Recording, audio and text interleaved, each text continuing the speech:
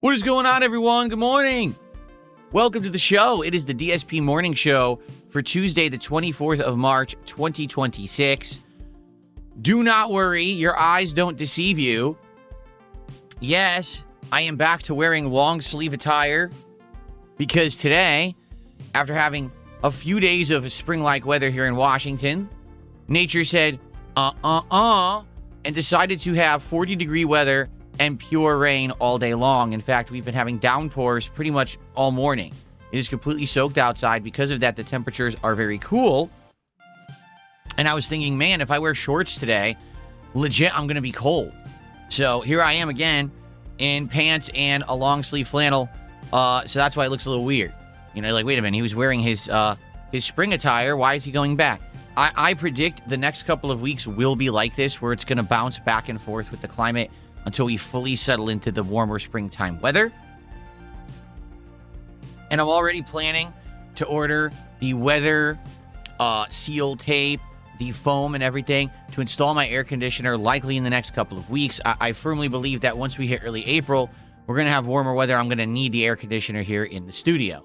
Notably, I've noticed, since I now not only have a 2-PC setup, but now I have dual monitors in my face, it's getting a lot stuffier and warmer in here more quickly, probably because of the equipment change. So I'm going to need the air conditioner sooner rather than later. Anyway, how are you all doing? Good morning and welcome to the show for the few of you that are here, because we don't have a lot of people here as of yet, but that's the purpose of the DSP Morning Show, to build up attendance, to get people excited and engaged in what we're going to be doing today, because we have 2 awesome gameplay streams lined up. Okay, and also, we've got a bunch of news to cover today. 3 news stories that I'd like to talk about on today's morning show. News story number 1, a new upcoming collab meal at McDonald's. Do I sound excited about it? No, but I'd like to at least address it because I know you guys are going to ask me about it. That's number 1. Number 2, the Xbox CEO, that's right, the new one, that's only been in charge since February, stating that she wants to lower Xbox Gamepass prices. This coming right after the fact that they just raised them in October. So we'll talk about that. And the third story, probably the worst of all, Epic Games has laid off over 1,000 employees due to the decline of Fortnite. Wow. Imagine that. Imagine that the single game that you've made in the last decade isn't actually going to be prominent forever, and you're actually going to have to change your business strategy instead of just basing it off of the success of the one game. It's like reality. Anyway, we'll talk about all of those topics on today's show. How y'all doing this morning? Good morning, everybody. Let's see who we got. On the YouTube side, we got Python Violator, Randy Snortons. That's nice. Actually, you don't really hear me snort anymore, because I mute it. So even though you definitely had a good criticism for many, many years there, now when I snore, I mute the mic.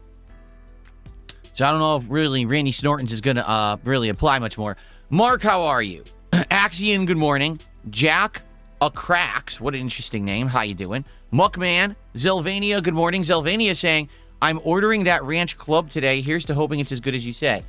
What he's talking about is that yesterday I tried the jalapeno bacon ranch club from Chick-fil-A, and no exaggeration, it was the absolute best chicken sandwich that I have had ever.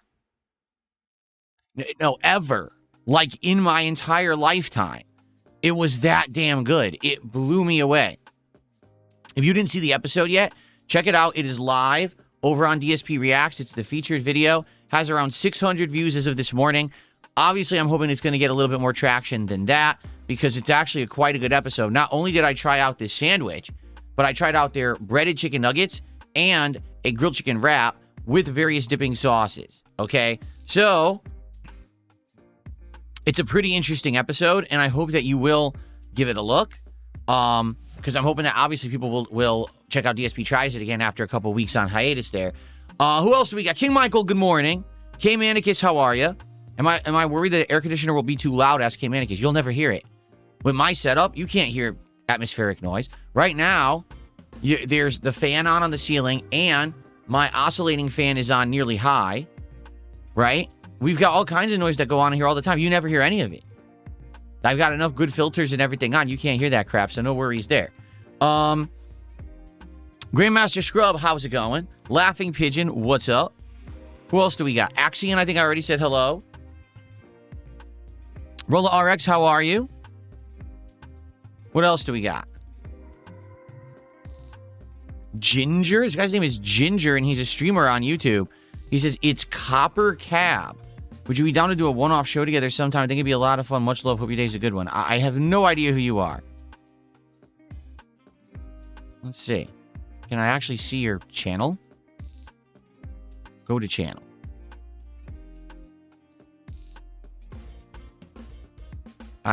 My browser's freezing.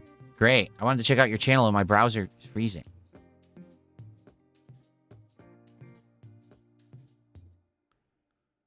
What the hell is this all about? Gingers? Oh my god. Wow, you've been making videos since you were a kid. Holy shit. Look, 13 years ago, 16 years ago, and you were getting millions of views on your videos then.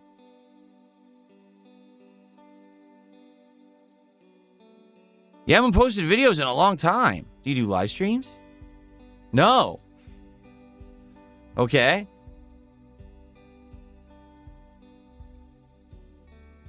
Why would you want to collab with me? You do content based around being a ginger. And I'm furthest from it. Yeah. I don't know. Well, I don't know what kind of content you would like to make. It looks like you haven't made content in 6 months and haven't live streamed in years. You can always email me at darksidephil@hotmail.com, or you could DM me on X. I'm at They Call Me DSP. That's how you can reach out to me if you want to talk about business stuff, all right? Thanks for stopping by. Who else do we got today? On the kick side, King Ferbs, of course. What's going on, man? Organ Harvesters. That's an interesting name. Spoons, what's up? Turtle Sniffer, what's up? 1980 Snore. How dare you? Most Tasteless, how you doing? Prince of Hope, what's up? Assfucker12. There's 11 assfuckers that came before you. That's interesting. Brain Decay, how are you?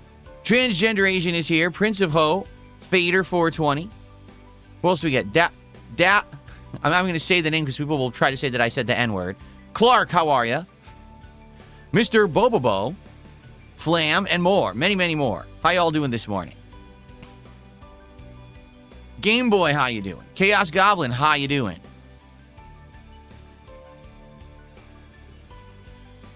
Sky Jogger, good morning. How's everyone today? So welcome to the stream, everyone. Welcome to the morning show. I hope you're all feeling good.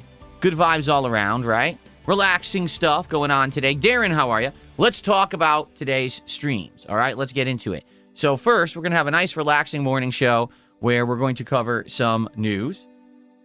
Of course, we'll interact, we'll do some Q&A, we'll build up attendance for the Slay the Spire 2 gameplay, which will be coming directly after. I'm excited for more Slay the Spire 2. I love the game. And we're currently doing a second run with the Necrobinder, who, my first run, I didn't really grasp the character very well.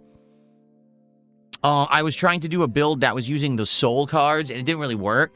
So I started over, and we tried with the Doom build, and I think the Doom build is way more effective than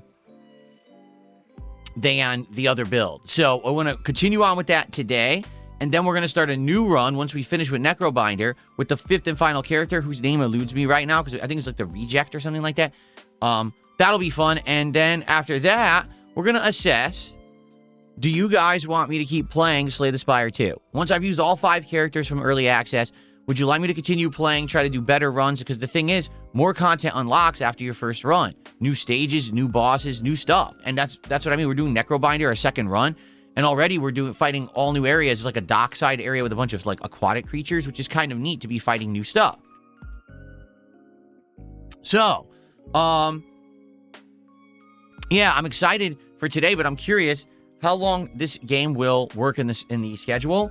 or if it's going to, sadly, get played out, which I am loving it. That doesn't mean it's going to keep working. You know what I mean? Especially because it's early access and there's only 5 characters out of the 12 that are going to be released in the game over time.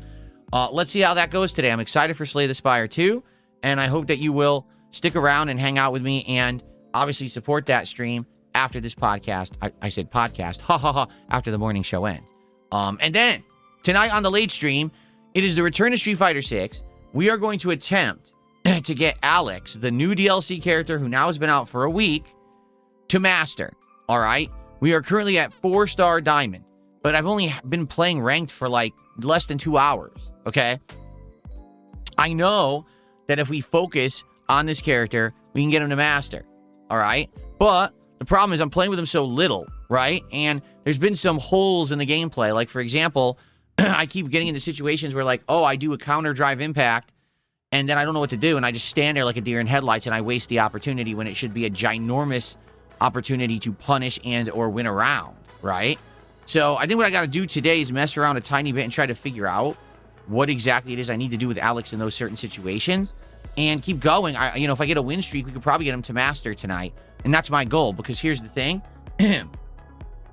With this balance patch that they've applied to Street Fighter 6, many of the bottom tier characters that I use, including Lily, Honda, and Dalzim, have all actually been rebalanced and improved in various ways. Dalzim can now cancel his yoga drills and headbutts off of aerial moves, allowing him to possibly be more maneuverable and or do better tactics and combos. And they've also been saying that his jumping normals can be comboed, and I don't know what that really means, but we can experiment, you know. Honda, particularly, they have made Honda's charged 100-hand slaps faster, so now you can utilize them in more standard combos. Like, one of the problems with Honda is that his best move is jab. So if you just keep jabbing, what do you do after that? Well, all you can do is headbutt, right? Well, now, with the hands, you can apparently jab into hands. You can jab into a clap into hands, and we're doing extended combos off of hit-confirmed jabs. That's going to make him a lot better, actually. It's going to allow him to do big damage output just for jabbing. Lily is the enigma, because Lily apparently has better dives, where she can do double air dives now. And also, her Condor Spire has 2 different versions that go different distances. I don't know how that'll be utilized until I practice. And her Standing Fierce Punch is apparently super good now, as a great counter hit moves real fast. So, I mean, all the characters have improvements that I can test, but we can't get to those until we actually finish getting Alex to master. So that's the goal for tonight. Let's get Alex to master on the late stream, and then we can go back to my other characters, mess with them, and see how they've improved, okay? So, I'm excited for all of today's gameplay. I hope that all of you are too. It should be a great day. Now, obviously, I hope you guys will hang out and engage and support the content today. Thanks for being here early for the morning show. And let's see what's going on here. How y'all doing? What is the word today? Is there anything you guys want to talk about before we get to these news stories? Because I got 3 big ones that I want to cover today. Is there anything going on? Anything that you guys want to talk about? No one's really tagged me in either chat, so I don't know if anyone has something they want to talk about today, any particular topics or what. YouTube chat is completely dead. No one is talking. That's great. Kick chat says, do I have a DJ name? Do I have a DJ name? Yes.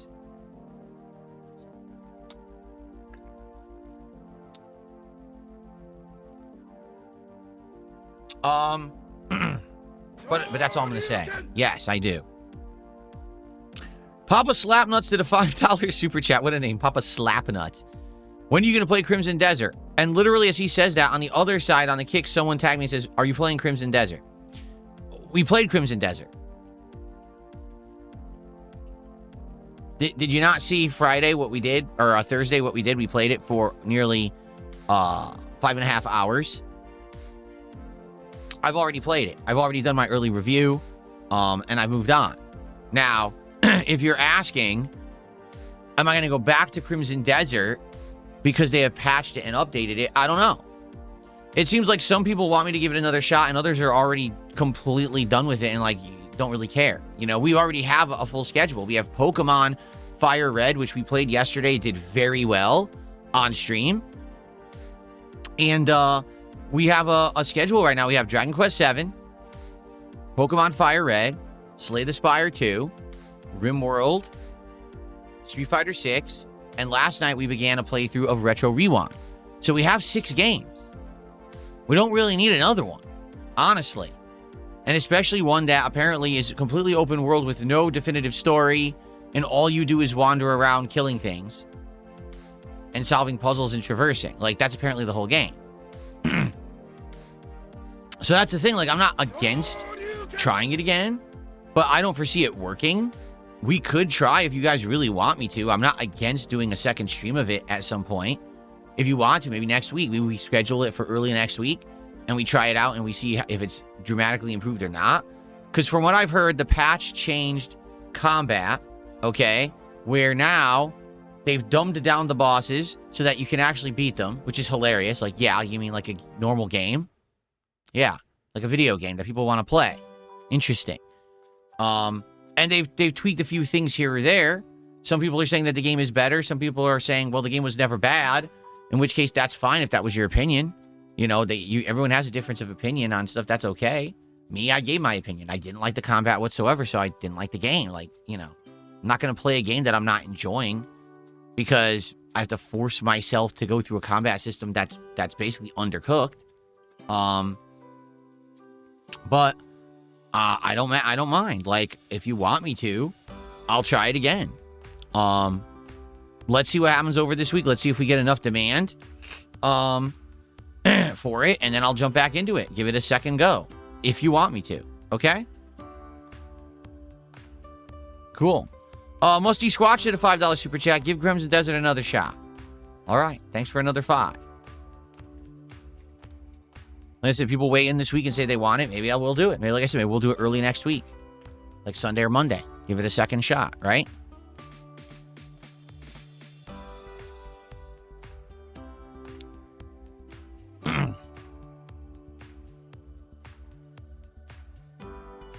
Well, here's the thing about Crimson Desert, and I'm going to be honest. You guys know me, right?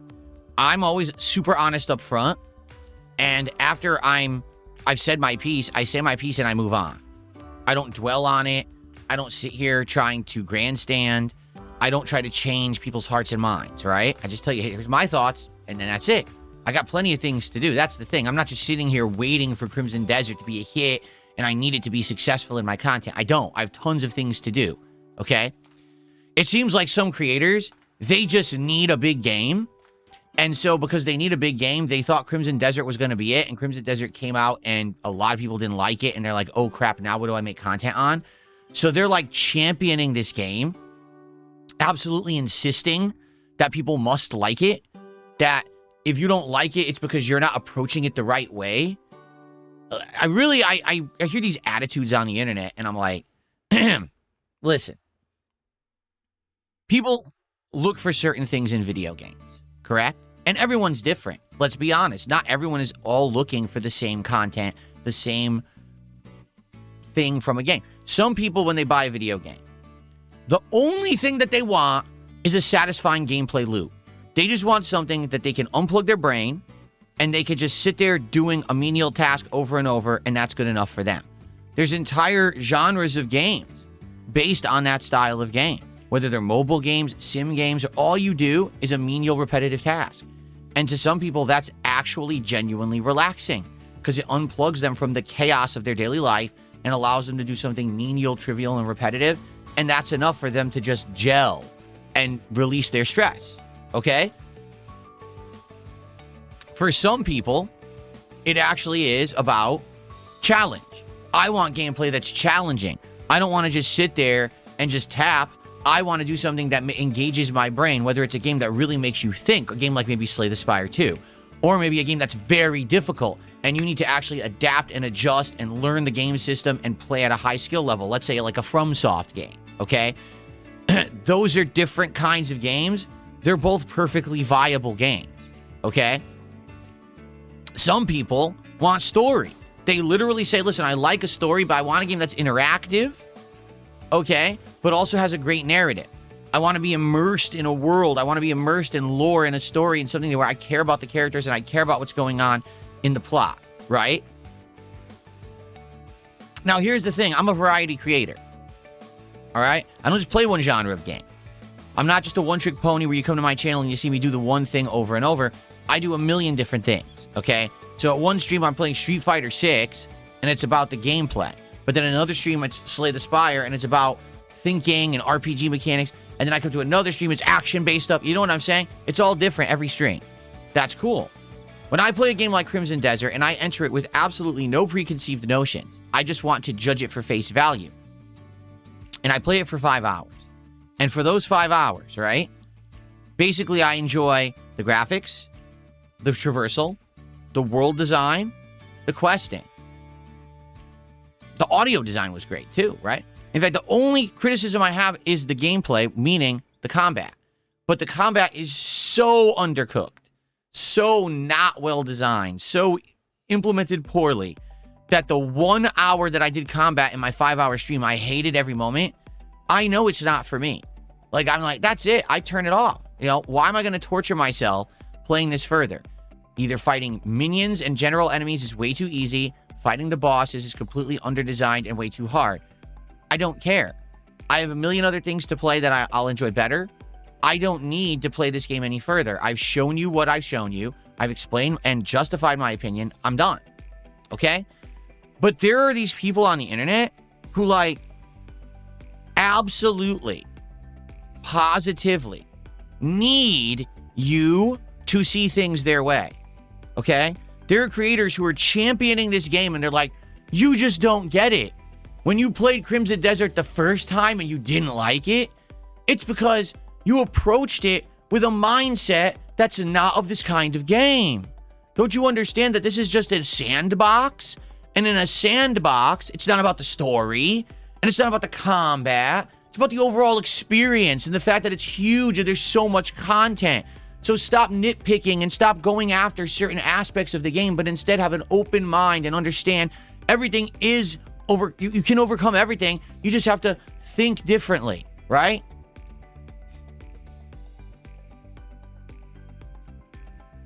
And you hear that kind of opinion, like, listen, I get it. Maybe some people have played this style of game before or more often than me, and so maybe they can understand it better.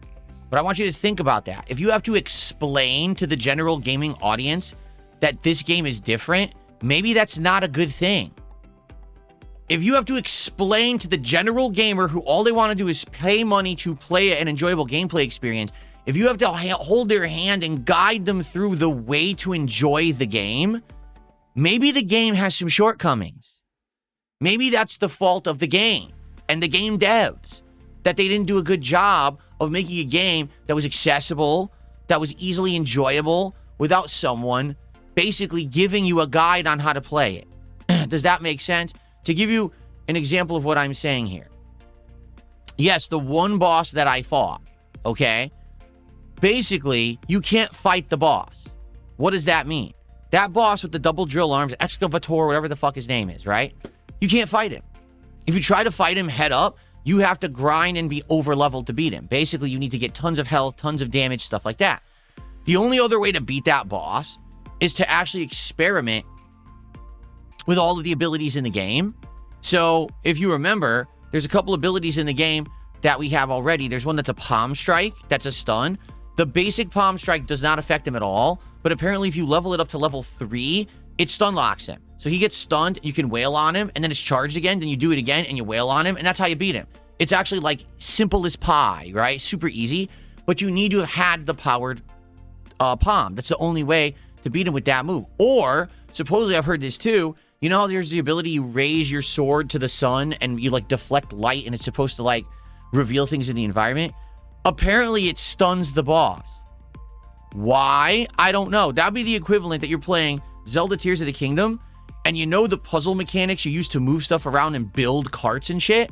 Well, imagine the first boss, you can't ever hit him, but you have to use that to grab him, and it beats him. Why? What does that have to do with the combat? Nothing. But that's how you beat the boss. Seriously. Like, apparently, when that boss is going to go into the ground, you shine your sword at him, and he gets stunned, and then you can do a full combo, and you just do it over and over. As soon as he goes to the ground, you shine again, and you can beat... So basically, that boss is an easy pushover, but you need to know how to beat him, meaning you need to cheat. Or you need to sit there endlessly experiment. So I want you to think about this. They made a game that has combat, and you either use it to completely decimate boring opponents that are so easy to beat that it's insanely repetitive, grindy, and just not fun, or you have to completely ignore the combat mechanics because they don't work in boss fights, and instead it's a puzzle. Like, it's literally the equivalent of if you go to play Mega Man, okay? And the first boss is, I don't know, Top Man, okay? So how do you beat Top Man? Well, in Mega Man, you could beat Top Man by jumping around, dodging his attacks, and shooting with the Mega Buster, or you could use his weakness. Now, I'm trying to remember what it is. Is it Hard Fist or whatever in Mega Man 3? I don't remember what his weakness is, right? Imagine if you're playing a game and the only way to beat Top Man is to use the weakness. Nothing else works. If you don't have the weakness, you can't beat him. That's Crimson Desert. Okay, so you need to know that when you're playing Crimson Desert, but how would you know it unless you already researched the game online and cheated yourself of a first-time experience with the game? This is why people don't like Crimson Desert. They all bought it. They went to play it. They said, this game is stupid. It doesn't play like another game. It's dumb. It's frustrating. The combat sucks. The bosses are too hard. This is stupid. And they all tapped out and left. And now, a week later, you got people who are like, you played it wrong. No, they didn't play it wrong. They played it like a video game. You know, like every other fucking game that's ever existed. That's how they played it. Like a normal person just saying, I want to spend money to sit down, grab my controller, and play your game and enjoy it. Not, I have to research 400 hours to fucking figure out the nuances of your game because it's so different from every other game, and then be shamed after the fact because I told you I didn't like that. Like, what are you talking about? So, to be honest, yeah, I think it's funny that there's creators out there that, like, they need people to like the game. And you gotta wonder why. Is it because they were planning on making a bunch of content out of it, and because half the people don't like the game, they were worried that no one's gonna watch the content? Is it because maybe a lot of these people, were in cahoots to promote the game, and therefore if half the people don't like the game, it's a flop? You know what I'm saying? So, I don't know. It's very weird. The sales are going up. They started with 2 million sales based on pre-orders. As of this morning, they hit 3 million in sales. So, the sales are going up, okay? And I think what will happen is, as people learn what the game actually is. If, for example, now everyone knows how to beat that boss.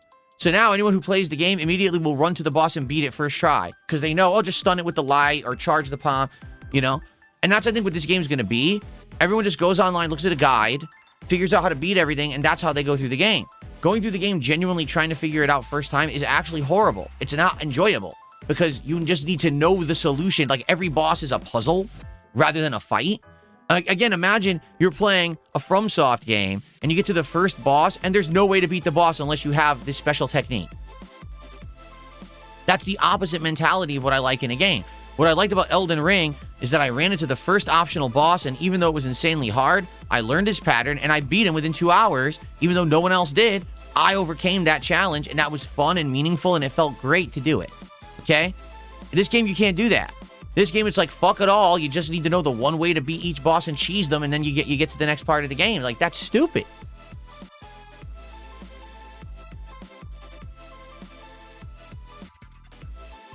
It's also funny because some people are like, well, the game gets good 12, 20, 30 hours in. Most people don't have that time to waste anymore, all right? Once you get to be an adult, you don't have 30 hours to waste to get to the good part of the game. You want the good part of the game now because that's why you bought it, to get enjoyment now. Not later, not tomorrow, not next week, not next month, now. Get it? We want enjoyable games now, not games with delayed gratification. My life is stressful enough. I don't need to have delayed gratification for a game I paid to enjoy. That's stupidity. That's called bad game design. And if people don't get it in 2026, I don't know what else to tell you.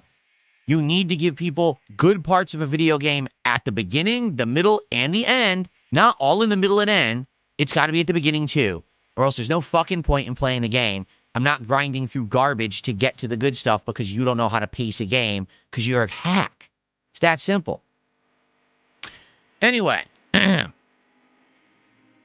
it's okay, again, if you like Crimson Desert, but I don't understand why people are trying to now collectively shove it down other people's throats who don't like it. That's actually what I don't understand. Like, to each their own, right?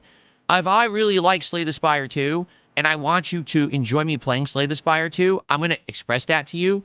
But I get to the point where I understand I can't make everyone like it, right? Same thing with Dragon Quest. I love turn-based RPGs. I've come to accept the fact I'm not going to get everyone to like it. It's just something that's not for everyone. And that's Crimson Desert, okay? Not everyone's going to like a sandbox. Not everyone's going to like a game where you have to endlessly try to figure out combinations of things to beat something because it's not a straightforward game where you can just learn.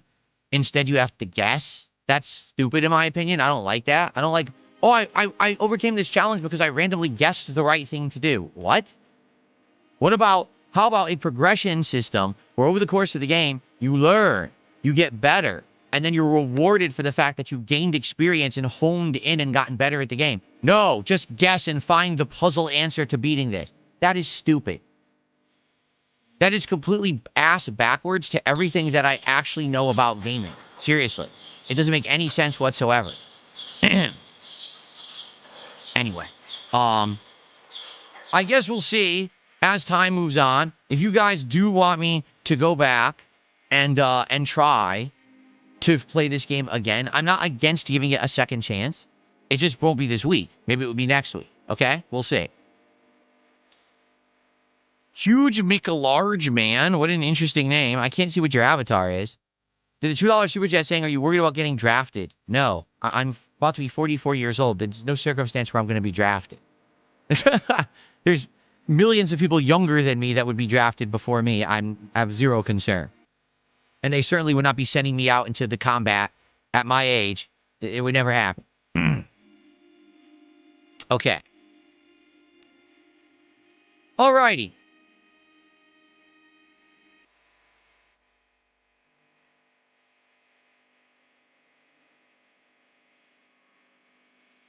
So.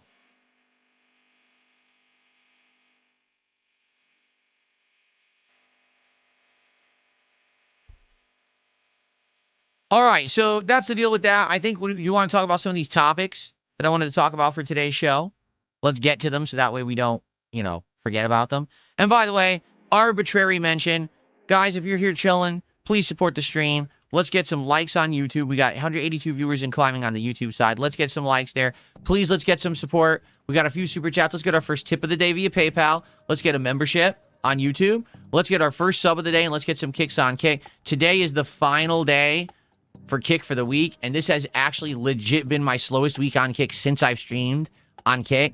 Sucks. I obviously don't want to have a slow week like that. Today would be a great day to support the content. If you like it, let's go and get some support for DSP Gaming, okay? All right.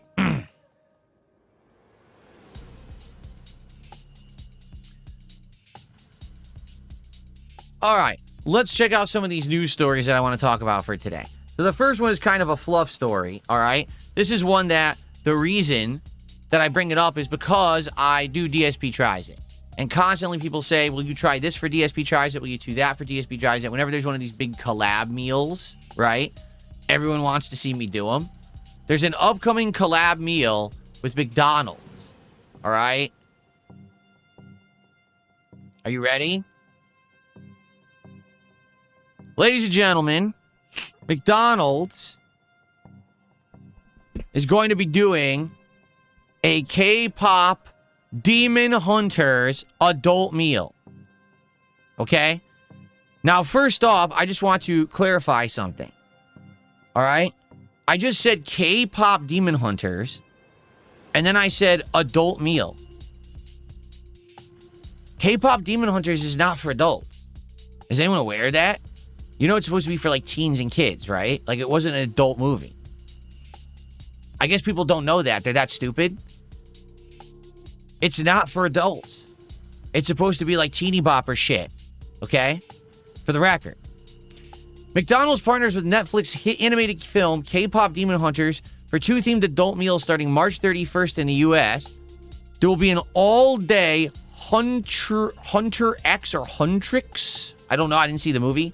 Meal with a 10-piece McNuggets, Ram Yeon shaker fries, whatever the fuck Ram Yeon is, new Hunter and Demon sauces, and photo cards. or the breakfast-only Saja Boys meal featuring a spicy McMuffin and more collectibles. The promotion draws from the film's rival K-pop groups and nods to Korean street food, echoing McDonald's past BTS meal. Fans are loving the photo cards and an app-unlockable grand finale event, but some are saying they're going to skip it amid boycotts over labor and other issues. Okay? So first off, here's the meals. So this is the Huntrix or Hunter X meal. I don't know, because again, I didn't see the movie. So basically, it's 10 nuggets, which you can get right now. They're the same nuggets you can normally get. It's a soda. It's fries. So all normal food. The one thing you're going that's different is that there's going to be a new sauce, apparently, to dip. Here, it's this. These are the sauces. The new sauce to dip the nuggets in. And you're going to get collectible cards. There's also a breakfast meal, which again is just the same McMuffin you can get right now, but they just put a sauce on it. The same hash brown and a drink. I don't know why they're showing a Coke. Who drinks Coke with their McMuffin? Have you ever had a Coke with your McMuffin? That's actually disgusting. And the fact that they're actually promoting it like that, saying drink Coke with your McMuffin, is kind of messed up. Like, it's breakfast. You shouldn't be drinking soda. They should totally show like an orange juice or something here. I don't know why they think they're promoting. That's messed up. Okay? So, anyway, the same exact breakfast you can get right now with a spicy sauce on it and more and collectible cards. Okay? Now, here's the thing.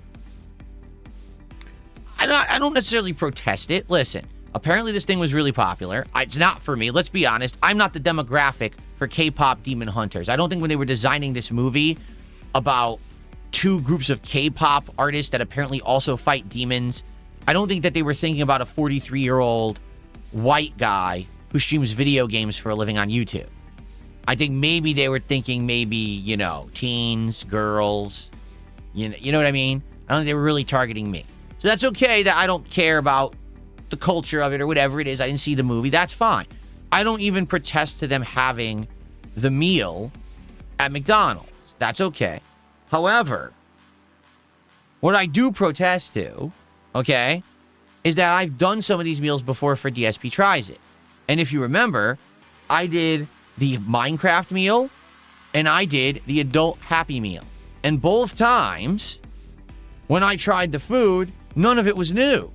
If you remember, always was the same food that you could get on the menu. If you remember with the Minecraft meal, they had a sauce, and I forget what it was called. I didn't remember. Was it like lava sauce or something like that? It was supposed to be like lava from a volcano, or or from underground in Minecraft. I can't remember what it was called, a flare sauce or something like that. It actually sucked, but I mean, that's taste is subjective, right? I didn't like the sauce. With the McDonald's meal, like literally no lie, there was nothing new at all, right? They didn't even attempt to add something new to the meal. Nether sauce, that's what it was called, Momo Chai. Thank you. It was called Nether sauce. I appreciate that because I forgot the name of it. With the adult Happy Meal that they did, there was nothing at all. It was just a bunch of cardboard cards and packaging. But here's the issue that I have with it, okay? They charge way more for it. Just because it's going to have this K-pop Demon Hunters box and it's going to have some kind of a special dipping sauce for your nuggets and stuff, they charge way more money. So the normal 10 McNugget meal, who knows, maybe it's like $10 or something, $12. They're going to charge like $20 for this meal. And people are dumb enough to get it. Like, they tried it with Minecraft, and the reason the Minecraft one worked is because the Minecraft movie had come out, right? So people wanted to tie it in with the movie. The movie was getting popular. Okay. Then they did the adult Happy Meal. And the push there was nostalgia, right? Because, oh, look, it's the old characters. It's the Hamburglar. It's Grimace. It's what's her name? I can't remember the birdies. And Birdie, I think is her name. So, oh, it's those nostalgic characters from our past, and they're back.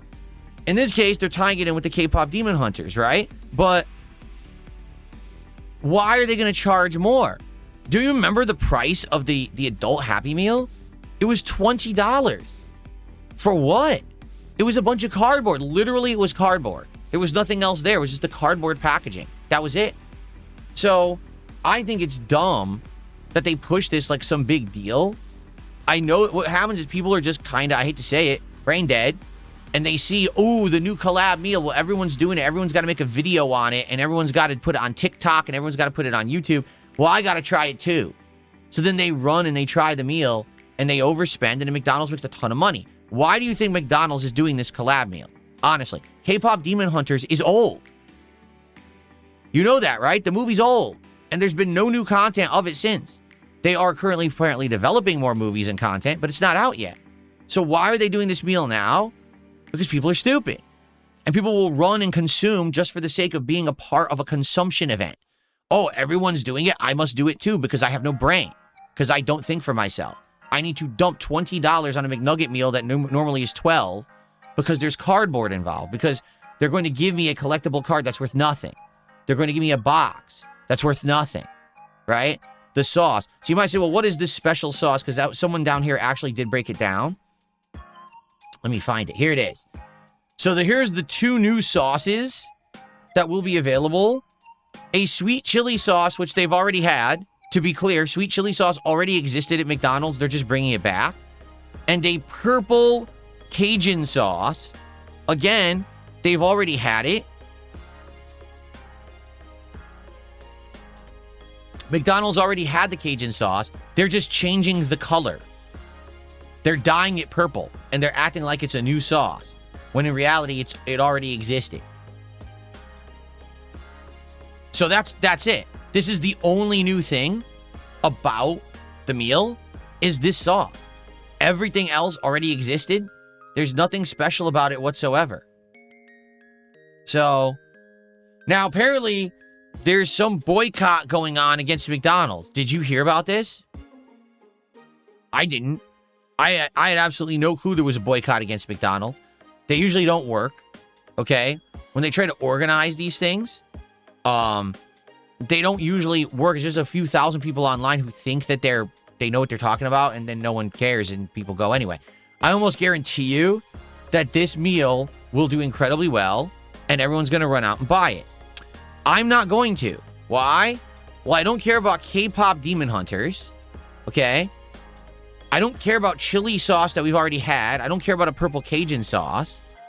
And I don't want to spend more money for something that's the same value as something that's much cheaper because of cardboard. So I'm going to forego doing this meal on March 31st because I'm not stupid. Okay? So I'm getting ahead of this one. Because I know what'll happen. If I don't bring this up, people will come to me and say, well, Phil, for DSP Tries It, you have to do the K-pop Demon Hunters meal. No, I don't. It's stupid. It's a waste of money and time, and I'm not going to waste time on it. Just like there's been many collab meals. The Wednesday meal back in the fall, where it literally was a bunch of fucking French fries and sauces to dip your stuff in that was randomized. You couldn't even control what sauces you were getting. You had no clue what sauces you were getting. They were going to give you random ones in the bag. Okay, these are not efforts to actually make a good product. This is called marketing to get stupid people to come back to McDonald's. You understand? That's all this is. This is, when you see this, you have to understand that the people who work for McDonald's are actually think you're so dumb that you're going to go spend extra money to get this marketing. That's it. They know they're not giving you a new food offering. Like, they didn't offer a new McNugget with new flavors. It's not a new sandwich. It's not new improved fries for you to try. It's the same slop you can buy there now, but you're going to pay more because they think you're stupid.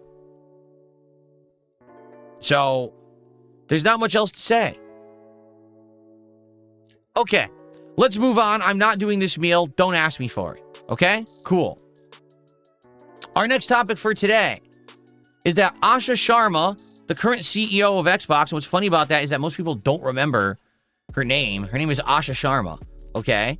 Has announced that she wants to lower the cost of Gamepass to make it more accessible to people, or she's thinking about doing ad-supported plans to win back casual players. And the rumor is that Xbox is talking with Netflix in order to bundle the service. So you'll get Xbox Ultimate plus Netflix together for a discounted price tag. Right now, for those who don't remember, just back in October, Xbox raised the price of Game Pass dramatically. Game Pass Ultimate jumped from $20 a month to $30 a month and added absolutely no value whatsoever to justify the $10 price tag increase. Besides, Xbox wants more money for the same. So this prompted hundreds of thousands of people across the globe to cancel their Game Pass subscriptions, and they have not renewed them. So that was probably one of the many things that led to Phil Spencer's exit from the company. Okay, it wasn't just the one thing, but definitely when you take the one big thing you've done that's been successful and you literally take the gun and you just shoot yourself in the foot because you're an idiot and you don't know how to run your company, yeah, you're going to get the boot. And that's exactly what happened.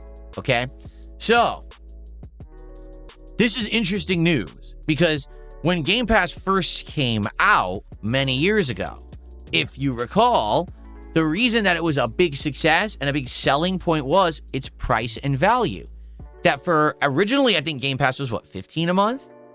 That for $15 a month, you're getting day one access to a whole bunch of new games, some of them first-party Xbox games, but in a lot of cases, a bunch of indie games, smaller scale games that maybe you would have skipped, but because they're on Game Pass, you get to experience them without any additional charge. You don't have to buy them outright. In addition, you get the Xbox Online service. So yes, if you have an Xbox console, you can play all your games online, right? And now they've added the cloud streaming feature where there's a bunch of games you don't even have to download. If you're going to play them, you just stream them over the cloud, okay? So that's kind of interesting, okay? That's why people liked it. That's why people thought the service was good. But then they just kept raising the price. And every time, well, now it's $20 a month. Well, what are you giving us extra? Well, nothing. Well, now it's $30 a month. Well, what are you giving us extra? Nothing. Then what makes you think we're going to keep paying for it, right? I am one of the rare cases where because so much content ends up being under Game Pass, that I definitely benefit from keeping the subscription. But even right now, take a look at the games that I'm playing, right? Dragon Quest VII, Slay the Spire 2 in early access, Pokemon Fire Red, Street Fighter 6, a bunch of indie games, none of these are on Game Pass. Oh, so right now I'm paying $30 a month and even I'm not getting the value out of it. Oops, maybe I should cancel my subscription, and I'm a creator who benefits from having it more than most people.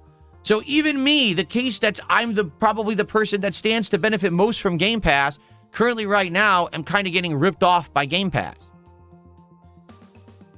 See? So, yeah. So what they're now saying is that they want to try to either have lower priced plans or ad-supported plans. So, of course, the immediate thing that people start responding to is, that's just what we need, more ads. So let me get this straight. You want us to pay for the service, but then we're still going to get ads. And this has become something that has been almost like an epidemic when it comes to subscription services over the last several years. You're paying for the service, but then they're still giving you ads anyway. I was under the impression that you pay for a premium for a service, that's because you're paying for the premium version of the service. But you know, no ads. Like, think about cable TV. On what channels are there advertisements? The standard broadcasting channels, right? If you pay to have HBO or Showtime or a premium channel, are there ads on those channels? Not really. Yeah, there's ads on HBO for other HBO shows, so you know the lineup. But is there an ad for Coca-Cola on HBO? No, because you paid to have that premium movie channel on cable, right? So why is it now that you pay for the Netflix subscription, you pay for the Amazon Video subscription, you pay, there's ads? Why the fuck are there ads? You already bought the premium experience. Why do you now have to watch ads? So right now, there's no ads on Game Pass, but Game Pass is expensive. If they make it cheaper, yeah, you might go to open up your Game Pass app, and the first thing that you see is McDonald's K-pop Demon Hunters. Click here to learn more. No, I don't want to. I don't want. Get this the fuck out of my face, right? Coke promotion. Click here to save 5% on a 12-pack of Coke. No, where are the games? This is called Game Pass, right? Not advertisement service.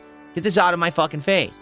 That's what they're going to become to get the discounted versions, right? So, yeah, I don't know. I kind of, I don't know. I'm seeing both sides. And by the way, let me get rid of this shitty song. No, I don't want elegant Baroque music. It's supposed to be happy music. It plays that shit. I see both sides. Like, listen, Game Pass is a tremendous value. I'm not going to lie. Even though right now, currently, I'm not playing anything under Game Pass, I have played quite a lot of games under Game Pass in the last couple of years, where I know for a fact I've probably saved hundreds upon hundreds of dollars paying $20 and now $30 a month rather than outright buying all the games that I have played on Game Pass, okay? Now, I can also understand that for some people, you can't afford $30 a month. So maybe you want $15 a month. And if it means that there's going to be some ads popping up in your face, maybe that's value added for you. And so maybe you are going to be the target audience for Asha Sharma's new Game Pass hybrid service, where it's kind of giving you games and streaming, but also it's kind of going to be giving you ads. Maybe some people would benefit from this. In fact, I would, because right now I have two separate subscriptions. I have Game Pass Ultimate and I have Netflix. If there was a unified sub for that, maybe I could save money by getting that.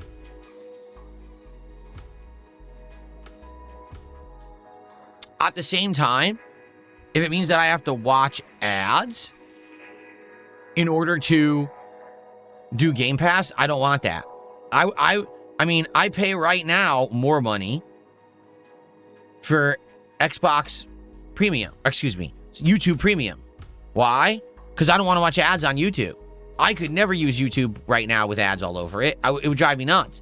I can't imagine how some of you who even watch my content can stomach watching ads constantly on it. I don't know how you do it, but it's just kind of a necessary evil with the way that YouTube works, right? They're going to put ads on everything. So that's why I have the YouTube Premium subscription, and I pay it every month so I can actually use YouTube. If I was trying to use Game Pass and every time I went to play a game, there was a pop-up of an ad, imagine you're going to play Call of Duty and you have to watch a 3-minute unskippable fucking movie ad for some shit that you don't care about, right? Screw that, man. So they're on the way. They're heading towards that way. But what I do hope is that there are premium experiences that if you pay a little more, you avoid it.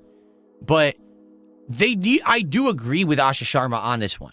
The biggest misstep that Xbox did in the last few years was building up Game Pass to be their #1 value proposition to the customer and then making it so expensive that they priced out the customer. I mean, that was just boneheadedly stupid. Phil Spencer deserved to be kicked out of the company the moment he announced that Game Pass was going up to $30 a month. That was it for him. That was the last nail in his coffin. Seriously, like, there was no way he was going to have longevity anymore with that company when he killed his own baby, essentially. So I think they're going the right way, but how will it happen? Will they actually offer more value, or are they going to say, oh, ads? I don't know. Will they say, hey, Netflix is in with there? It's interesting. Let's follow it. Maybe I will get the hybrid subscription to let you know how it works. I certainly am not getting an ad-based subscription. There's absolutely no way I would torture myself that much, okay? All right. So before we move on to our third and final story, a couple shout-outs. We have Soul at 2 a.m.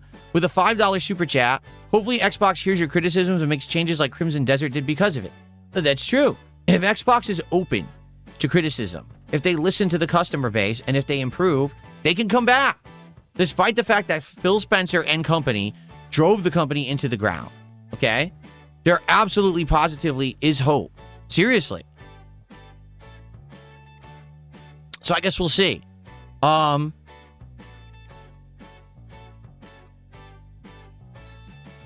Someone tipped $2 says, can you do some news stories that are uplifting and positive?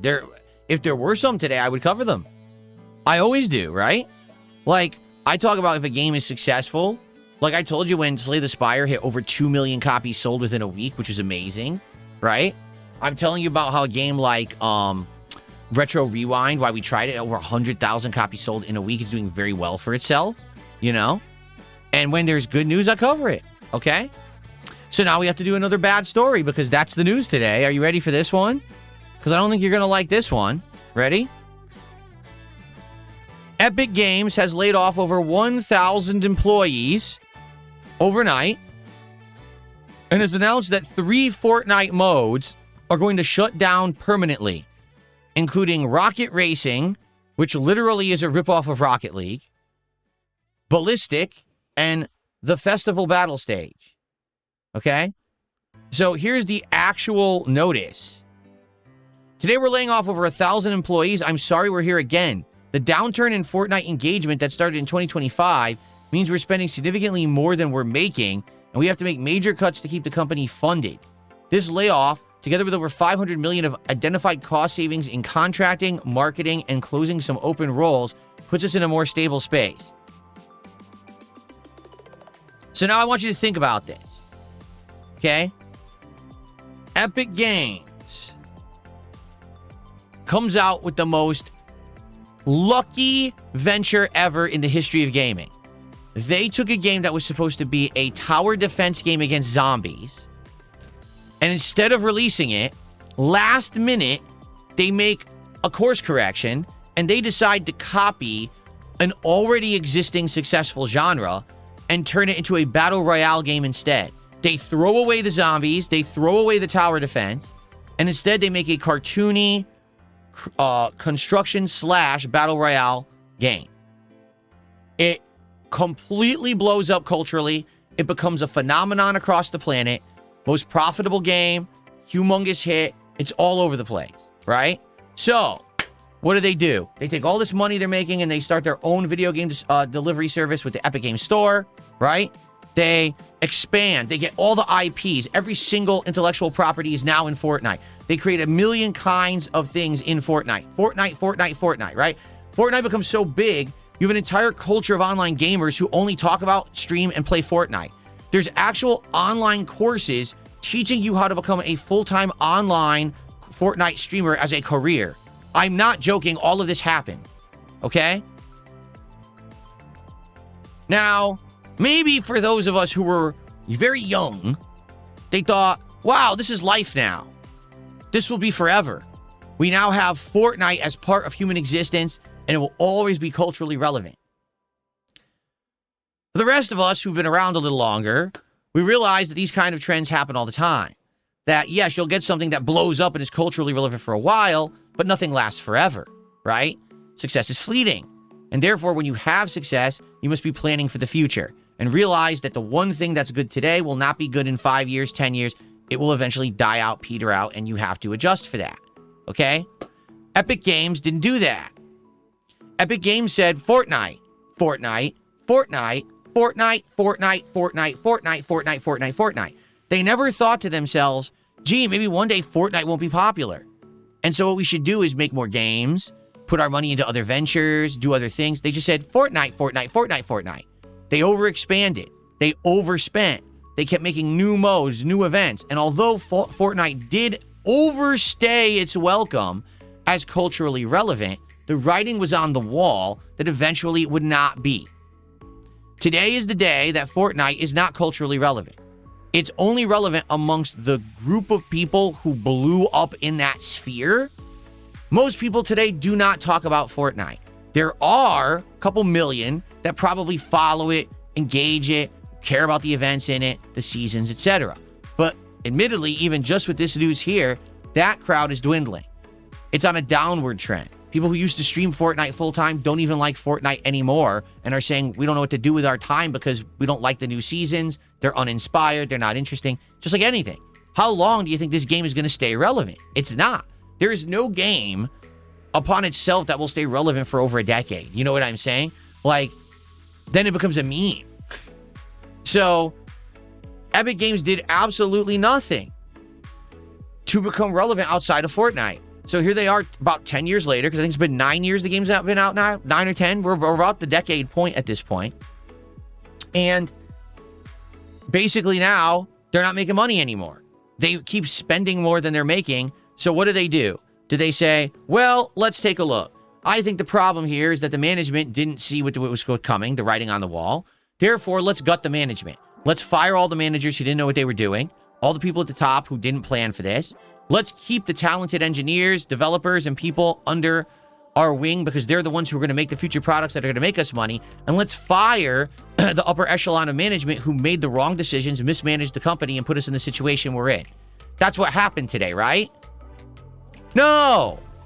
The management keep their jobs, and the management get rid of over 1,000 employees who work hard. Does that seem to make sense?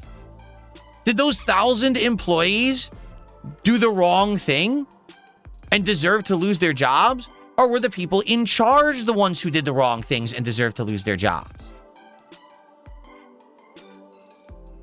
Isn't it ass backward how all this works?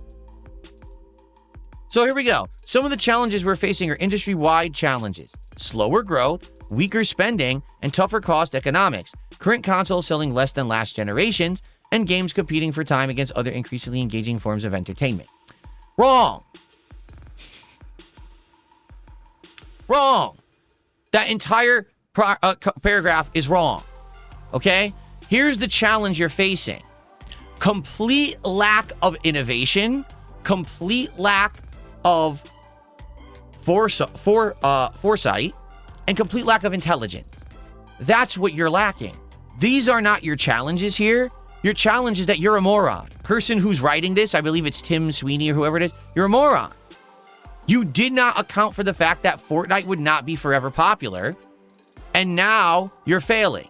It has nothing to do with anything you just mentioned. Because guess what? Games are still selling. Games are still booming. Certain games are doing well. Just not you. Because you're dumb.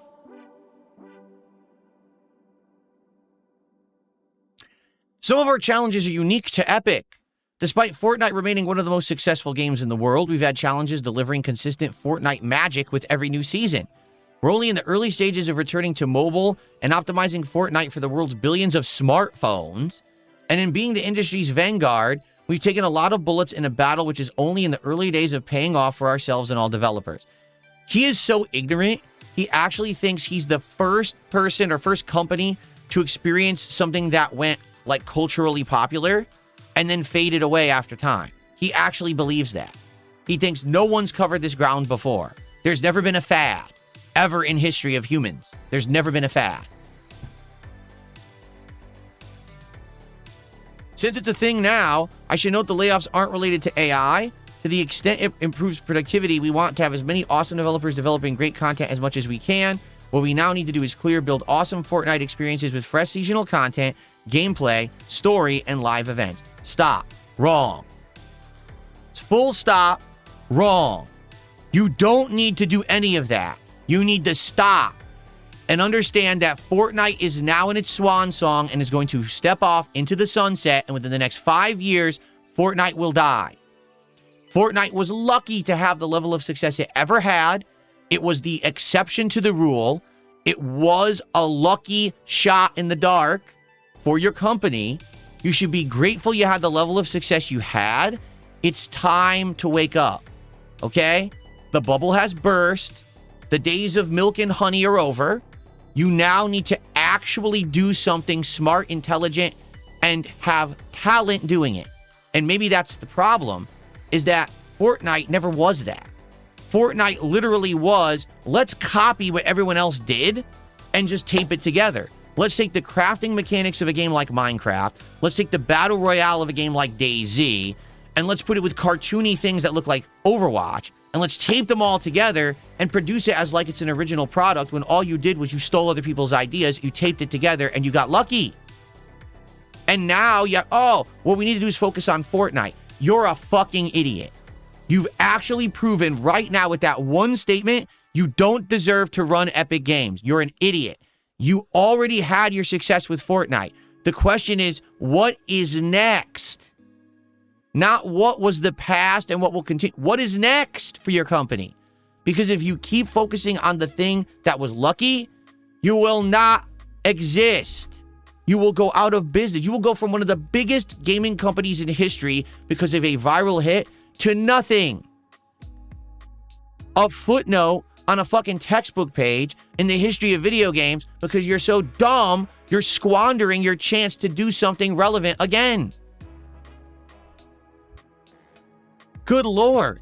How dumb can you be? Is every person in charge of a game company this stupid? It seems like it. Every time you read the statement from Yves Guillemot or Phil Spencer or now this guy, I believe this is Tim Sweeney, it's the dumbest stuff you've ever read in your life. Now listen to this. This isn't our first time being here. Epic survived upheavals in 1990s with the move from 2D to 3D with Unreal 1. In the 2000s, building console games with Gears of War. And in 2012, moving to online gaming with Paragon and Fortnite.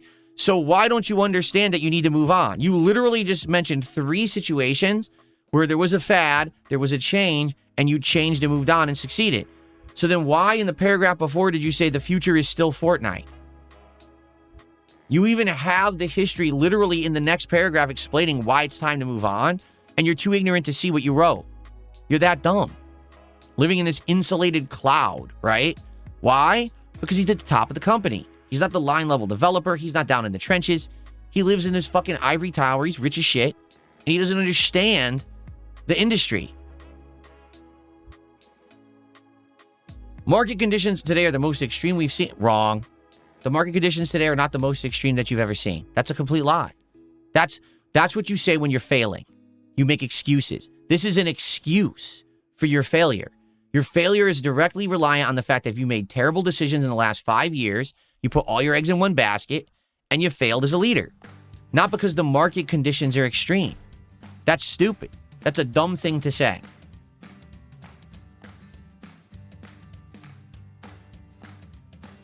At Epic, we pride ourselves in only hiring the industry's best. It's painful to see so many talented people go.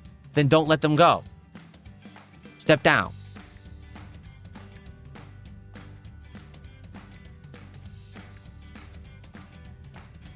Of course, he's saying these employees will get 6 months of severance pay, and they're going to get stock options accelerated. Yeah, it is Tim Sweeney. I was right. So here we go again.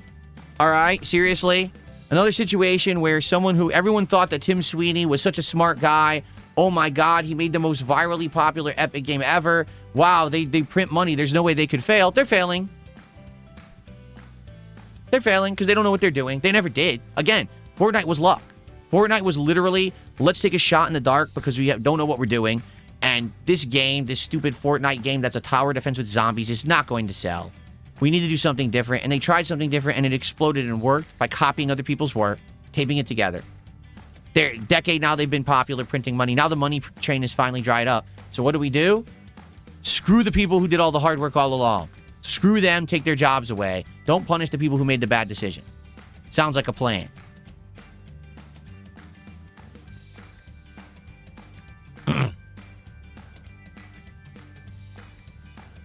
Okay.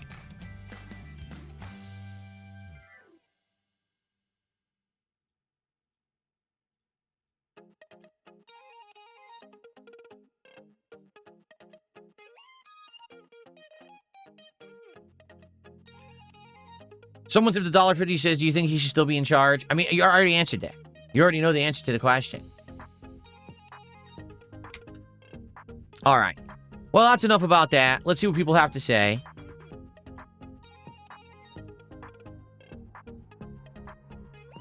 Oh, let's see here.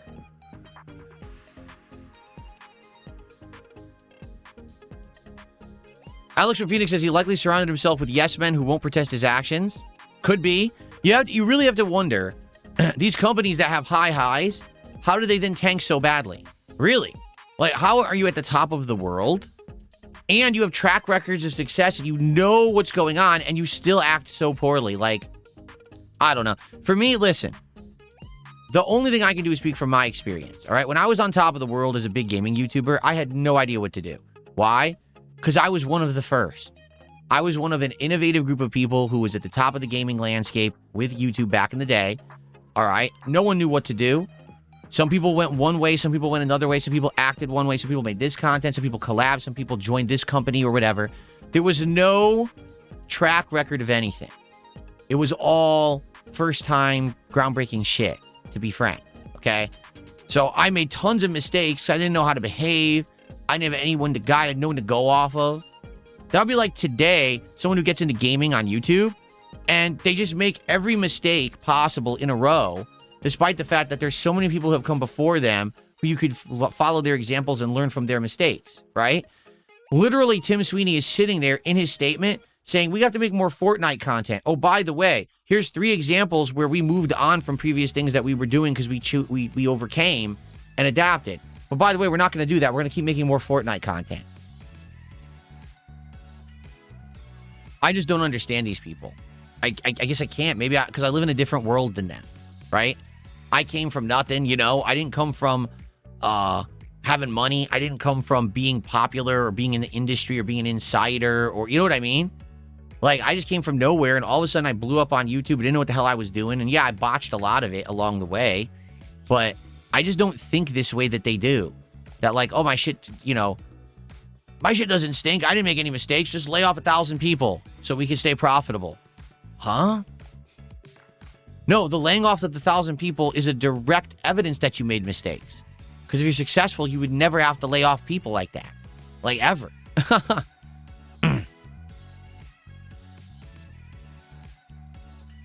Not switching to a capture card sooner back then was your biggest blunder. You can't stay stuck in one place. Well, when you think about it, I started doing videos as a hobby in 2008. Okay? I didn't actually monetize content or start doing it as a job until early 2011. Okay? And then I went direct capture early 2013. So arguably, 2 years, I did it with the camera pointed at the TV. And because of that, I delayed my live streaming. And I delayed the better quality, for sure. It's weird because back then, everyone yelled at me saying you were a dinosaur. But now, you look at it and it's like, well, it was only 2 years out of 18 years that I've made content. Like, since 2013, I've done the more modern stuff, you know? But I agree, I was very stubborn back then. For sure. I was very pig-headed. I didn't want to listen, right? I didn't want to say, oh, I got to change with the times. I got to do things better. You know, you're right. I was very ignorant at that point. So maybe you can argue the 2 years of 2011 to 2013 when everyone was telling me to improve and I refused was my era when I was like these stubborn CEOs of gaming companies that had no fucking clue what they're doing. Maybe.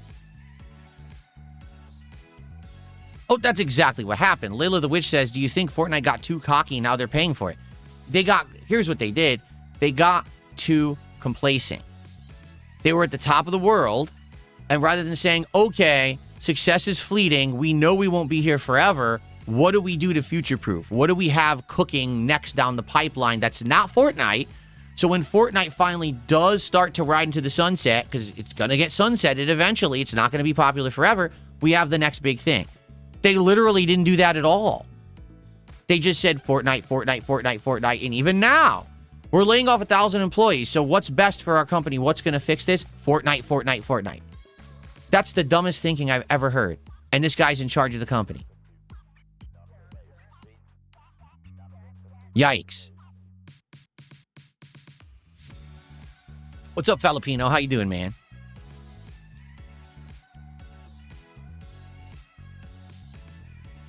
Complacency is the most common denominator with dying businesses. I will have to agree. If you become complacent and you become set in your ways and you refuse to innovate and you refuse to improve and you refuse to change and you refuse to do new things and to try new ventures and to venture out and do innovation and fun, if you don't take feedback, if you don't listen to feedback, if you don't listen to the customer base, you will fail. 10 times out of 10. I learned that the hard way over the years. Being stubborn and not listening and not taking in any constructive criticism and just being a jerk saying, my shit doesn't stink, I know better than you. It doesn't work. You have to listen. You have to try new things. Right now, I'm probably at the point in my career where I'm the most receptive to suggestion. You guys suggest games. You guys suggest different things to do. I always want to hear your feedback because that's just going to help me to improve, right? That's going to help us do fun stuff together and keep being relevant for an audience that then rewards me with the attendance, engagement, and support that keeps me successful. Relevancy breeds success. Fortnite is becoming completely irrelevant. No one cares that much about it anymore besides those who are so engrossed in that sphere, that bubble. Everyone else is like moving on to other things. How they don't see it, I don't get it because they're living in the bubble, I guess, right? Tim Sweeney lives in the bubble of Fortnite and doesn't understand. No one's really talking about Fortnite besides people who just play Fortnite all the time. They've all moved on to other stuff. Fortnite is old. Even the streamers don't like the game anymore, are saying we hate the new seasons, we hate all this. So the people who made you popular don't want to play your game anymore. You got an issue. Abdullah, thank you for 32 months as an Ultra member. He says Fortnite and LTG have something in common. Well, I don't know what you mean about that particularly, but I appreciate you supporting the channel for 32 months. Thank you for that. Sway Crab, how are you? Okay.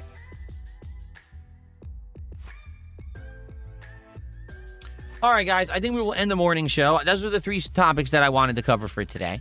I hope you enjoyed the show. Tomorrow, we may or may not do a podcast. I want to at least do one more podcast this week. I'm just not sold on what day I want to do it. I don't know if it's going to be tomorrow or Thursday or Friday. We're definitely going to do a podcast again in the second half of the week. I just don't know which day. It has to be a day when we have a lot more to cover, like maybe something's going on in gaming or whatever, and we want to talk about it. But I just feel like, to me, like, I don't want to do the show if we don't need to. We could just do an hour like we just did now and then get to the gameplay. So, we'll see. Tomorrow, we'll at the very least, we'll do a morning show, okay? All right, guys. Well, thanks for watching. Hope you'll stick around as I continue on with Slay the Spire. But in the meantime, I appreciate all you coming by and hanging out. And I'll see you tomorrow. No matter what we're doing, it'll be a good one, okay? Thank you so much. Okay. Uh-oh. I tried to stop recording, and it didn't. Let's try that again.